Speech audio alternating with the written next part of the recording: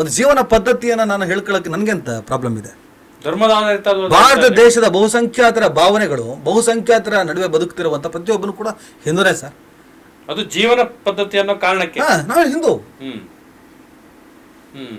ನನಗೆ ಇಲ್ಲ, ನಾನು ಏನಿಲ್ಲ, ನಾನೊಬ್ಬ ಕಟ್ಟರ ಮುಸಲ್ಮಾನ್, ನಾನು ಏನೋ ಮಾಡ್ತೀನಿ, ಅದನ್ನು ನಾನು ಹೇಳ್ಕೊಬೋದು ಸರ್, ತೊಂದರೆ ಇಲ್ಲ. ಕ್ರೈಸ್ತ ಧರ್ಮ ಏನಪ್ಪ ಈಗ ಈ ಗಲಾಟೆಗಳಲ್ಲೇ ಇಲ್ಲ, ಅವ್ರ ಪಾಡಿಗೆ ಅವರು ಇನ್ಸ್ಟಿಟ್ಯೂಷನ್ಗಳನ್ನ ಕಟ್ಕೊಂಡು ಶೈಕ್ಷಣಿಕ ಕ್ರಾಂತಿಗಳನ್ನು ಮಾಡ್ತಾ ಇದ್ದಾರೆ. ಸೇಫೆಸ್ಟ್ ವೇ ಅಲ್ಲಿ ಹೋಗ್ಬಿಟ್ಟು ನಿಂತ್ಕೋಬೇಡ. ನಾನು ಇನ್ನು ಮುಂದೆ ಡ್ಯಾನಿಯಲ್ ಕ್ರಿಸ್ಟೋಫರ್ ಅವರೇ, ನನ್ನ ಇಚ್ಛೆ ಸಾರದು. ಅದಕ್ಕೆ ನೀವು ಹೇಳ್ತೀರಾ ಮತಾಂತರ ಮಾಡಿದರು, ಮತಾಂತರ, ಅವ್ರು ಮತಾಂತರ ಮಾಡ್ತಾರೆ, ಇವರು ಭಯೋತ್ಪಾದನೆ ಮಾಡ್ತಾರೆ, ಅವ್ರು ಮತಾಂತರ ಮಾಡ್ತಾರೆ. ಅಲ್ಲ ಕಣಯ್ಯ, ನನ್ನ ಮನೇಲಿ ನನಗೇನು ಸಮಸ್ಯೆ ಇಲ್ಲ ಅಂದರೆ, ನನ್ನ ಮನೇಲಿ 4 ರೂಮ್ ಇದೆ, ಅದರಲ್ಲಿ 2 ರೂಮ್ ಹೋಗೋಕ್ಕೆ ನಂಗೆ ನೀನು ಅವಕಾಶನೇ ಕೊಟ್ಟಿಲ್ಲ ಅಂದಾಗ, ನನಗೆ 4 ರೂಮಿಗೂ ಹೋಗೋದಕ್ಕೆ ಅವಕಾಶ ಕೊಡುವಂಥ ಮನೆಗೆ ನಾನು ಹೋಗೇ ಹೋಗ್ತೀನಲ್ಲ. ಮೊದಲು ನೀವು ಆ ಶ್ರೇಣೀಕೃತ ವ್ಯವಸ್ಥೆಯಿಂದ ಹೊರಗೆ ಬನ್ನಿ, ಆಮೇಲೆ ನಮ್ಮ ಧರ್ಮಕ್ಕೋ ನಮ್ಮ ಪ್ಯಾಂಟ್ ಒಳಗಡೆ ಕೈ ಹಾಕೋದಕ್ಕೆ ಟ್ರೈ ಮಾಡಿ.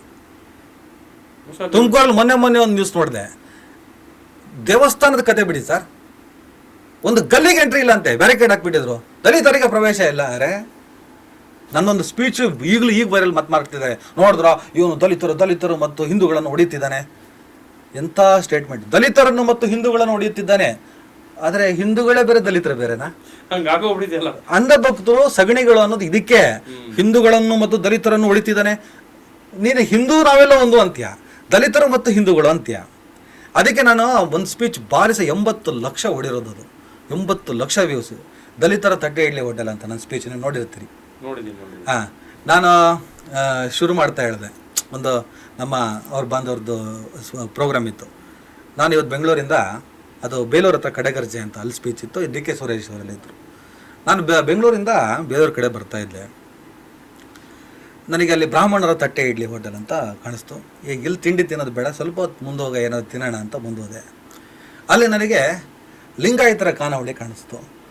ಇನ್ನೂ ಸ್ವಲ್ಪ ದೂರ ಹೋಗೋಣ, ಆಮೇಲೆ ಮಾತಾಡೋಣ ಅಂತ ಹೇಳಿ ಇನ್ನೂ ಸ್ವಲ್ಪ ಮುಂದೆ ಹೋದೆ. ಅಲ್ಲಿ ಹೋಗ್ಬೇಕಾದ್ರೆ ನಮಗೆ ಗೌಡರ ಮುದ್ದೆ ಊಟ ಹೋಟ್ಲೆ ಸಿಕ್ತು. ಅಲ್ಲಿಂದ ಸ್ವಲ್ಪ ಮುಂದೆ ಹೋದೆ, ನಮಗೆ ಸಾಬ್ರದ ಅಂಬೂರು ಬಿರಿಯಾನಿ ಹೋಟ್ಲೆ ಸಿಕ್ತು.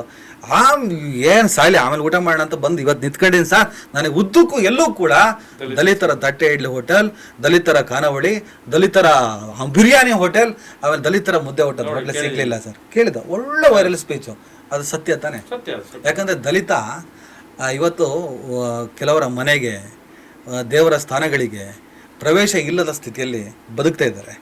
ಅಂಥ ದಲಿತರು ಹೋಟೆಲ್ ಮಾಡಿ ತಮ್ಮ ಐಡೆಂಟಿಟಿಯಲ್ಲಿ ಹೋಟೆಲ್ ಮಾಡುವ ಪರಿಸ್ಥಿತಿ ಇಲ್ಲ. ಹೇಳ್ತಾರೆ ದಲಿತರೆಲ್ಲ ಸುಮಾರು ಹೋಟ್ಲ್ ಇಟ್ಟಿದ್ದಾರೆ ಐಡೆಂಟಿಟಿ ಮೇಲೆ, ಜಾತಿ ಇದೆ ಅಲ್ವಾ? ಅದಕ್ಕೆ ಹೇಳ್ದೆ, ನೀವು ಹೋಟ್ಲಿಡಿ, ನೀವು ಆ ಥರದ ಹೋಟ್ಲಿಟ್ಟು ನೀವು ದಲಿತರು ಅನ್ನೋ ಕಾರಣಕ್ಕೆ ನಿಮ್ಮ ಹೋಟ್ಲಿಗೆ ಯಾರು ಬರಲ್ವೋ ಅವತ್ತು ಈ ದೇಶದ ಒಂದು ಕ್ರಾಂತಿ ಮತ್ತೆ ಸ್ಟಾರ್ಟ್ ಆಗಲಿ ಅಂತ ನಮ್ಮದು ಸ್ಟೇಟ್ಮೆಂಟ್ ಕೊಟ್ಟಿದ್ದೆ. ಅದು ಊರ್ಕೊಂಡು ಬಿಟ್ಟಿದ್ದಾರೆ. ಸತ್ಯನೇ ಅಲ್ವಾ? ಸತ್ಯನೇ ಸರ್. ನಾವು ಯಾರು ಹೇಳಬೇಕಾಗಿಲ್ಲ. ಬಾಬಾ ಸಾಹೇಬರು ಒಂದು 3 ಪದ ಹೇಳ್ತಾರೆ: ಸಂಘಟಿತರಾಗಿ, ವಿದ್ಯಾವಂತರಾಗಿ, ಉತ್ತೇಜಿತರಾಗಿ.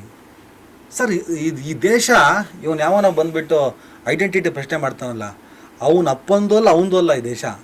ಈ ದೇಶದ ಮೂಲ ನಿವಾಸಿಗಳೇ ದಲಿತರು. ಅವ್ರದ್ದು ದೇಶ ಇದು. ಅವರೇ ಬಹುಸಂಖ್ಯಾತರು.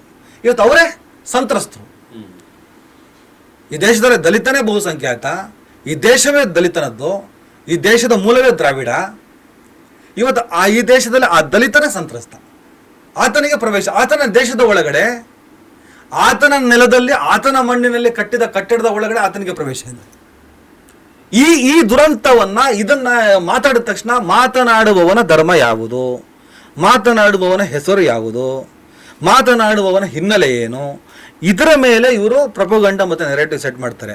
ಆದರೆ ಈ ದೇಶದ ಸಂವಿಧಾನ, ನೀನು ಇದನ್ನೂ ಮಾತನಾಡಬಹುದು, ಅದನ್ನೂ ಮಾತನಾಡಬಹುದು, ಎಲ್ಲವನ್ನೂ ಮಾತನಾಡಬಹುದು ಅಂತ ಹೇಳಿದೆ. ಹಾಗಂತ ಒಂದು ಸೆನ್ಸ್ ಆಫ್ ಲೇಯರ್ ಹೇಳಿದೆ. ನನಗೆ ಅಭಿವ್ಯಕ್ತಿ ಸ್ವಾತಂತ್ರ್ಯ ಇದೆ ಅಂತ ಹೇಳ್ಬಿಟ್ಟು ಏನೋ ನನ್ನ ಮಗನೇ, ನನ್ನ ಮಗನೇ ನಿನ್ನೇನು ತಲೆ ಹೊಡಿತೀನಿ ಅನ್ನೋಕ್ಕಾಗಲ್ಲ.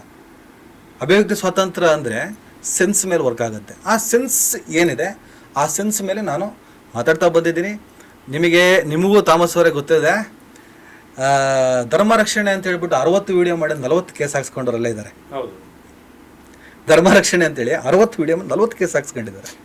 ಓಕೆ, ಆಮೇಲೆ ಇವತ್ತು ಬಹಳ ಧರ್ಮರಕ್ಷಕರು ನಾವು ಅಂತ ಹೇಳ್ಬಿಟ್ಟು ಏನು ನಮ್ಮ ವಿರುದ್ಧ ನೆರೆಟಿವ್ ಮಾಡಿದ್ರಲ್ಲ, ಇವ್ರು ಕೇಸುಗಳ ಮೇಲೆ ಕೇಸ್ ಹಾಕ್ಸ್ಕೊಂಡು ಅಜ್ಞಾತವಾಸಿಗಳಾಗಿದ್ದೇವೆ ಅಂತ ಹೇಳ್ಬಿಟ್ಟು ಬಿಲ್ಡಪ್ ತಗೊಂಡಿದ್ದು ನೋಡಿದ್ರಿ. ಬಗನೆಗೆ ಊಟ ಆಗಿತ್ತು, ಆಮೇಲೆ ಬಿಲ್ಡಪ್ ತಗೊಂಡ್ರು, ಅದು ಬೇರೆ. ಅದು ನೋಡಿದ್ರಿ. 1450 ವಿಡಿಯೋ ಯೂಟ್ಯೂಬಲ್ಲಿ ಬಿದ್ದಿದೆ. ಯಾಕೆ ಸರ್ ನನ್ನ ಮೇಲೆ ಒಂದು ಪಿಟಿ ಕೇಸ್ ಹಾಕಿ? ಒಂದು ಕೇಸ್ ಇಲ್ಲ ಇವತ್ತವರೆಗೂ ಇಲ್ಲ. ಅಂದ್ರೆ ನೀವು ಅಷ್ಟು ಒಂದು ಬ್ಯಾಲೆನ್ಸ್ಡ್ ಆಗಿರ್ತದೆ ನಿಮ್ಮ ಸ್ಪೀಚ್ ಸರ್. ಹಂಗೆ ಮಾಡೋದು ನಾನು. ನನ್ನ ಬ್ಯಾಲೆನ್ಸ್ ಏನು ಅಂದರೆ ನನ್ನ ಸೌಹಾರ್ದತೆ ನನ್ನ ಬ್ಯಾಲೆನ್ಸು. ನನ್ನ ಪ್ರತಿ ವಿಡಿಯೋ ನಾನು ಸೆಲೆಕ್ಟಿವ್ ಸಬ್ಜೆಕ್ಟೇ ತಗೊಳ್ಳೋದು. ನಾನು ಎಲ್ಲಿ ಸಂಘರ್ಷ ಆಗುತ್ತೆ ಆ ಸಬ್ಜೆಕ್ಟೇ ತಗೋತೀನಿ. ನಾಗಮಂಗಲದಲ್ಲಿ ಗಣೇಶನ ಮೆರವಣಿಗೆ ಹೋಗೋ ಟೈಮಲ್ಲಿ ಕಲ್ಲು ತೂರಾಟ ಆದಾಗ ಯಾಕ್ರೋ ಮಾಡಿದ್ರಿ ಕೇಳಿದೆ. ಇಲ್ಲ, ಅವರು ಮಸೀದಿ ಮುಂದೆ ಪ್ರವೋಕ್ ಮಾಡಿದ್ರು. ಪ್ರವೋಕ್ ಮಾಡೋದಕ್ಕೂ ಕೂಡ ಈ ಕಾನೂನಲ್ಲಿ ಶಿಕ್ಷೆ ಇದೆ ಅಪ್ಪ. ಅದನ್ನು ರೆಕಾರ್ಡ್ ಮಾಡೋದು ಪೊಲೀಸ್ ಸ್ಟೇಷನ್ ಕೂಡಿ ಅವ್ರು ಕ್ರಮ ತಗೋತಾರೆ.